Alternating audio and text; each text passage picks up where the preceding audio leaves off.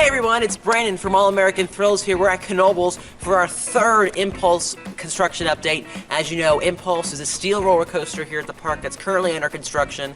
That's going to be opening in 2015. We haven't been here for a little while, so quite a lot has changed. As you can see behind me, the biggest change are these large footer basic foundation formations that they're eventually going to be pouring concrete in for the foundations and footers for the ride.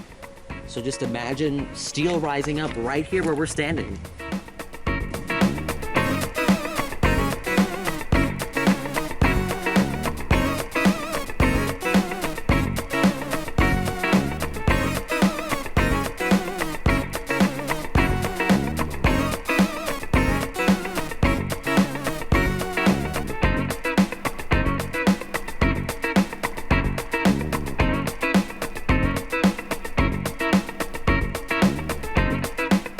So I mentioned that we have these really large footer form foundations that are going in the ground, and we looked at them just prior to this, and now we have several of them out in the parking lot, and this really shows how big they are and how big the foundations and footers that are going to be supporting Impulse really are going to be. A whole lot of concrete.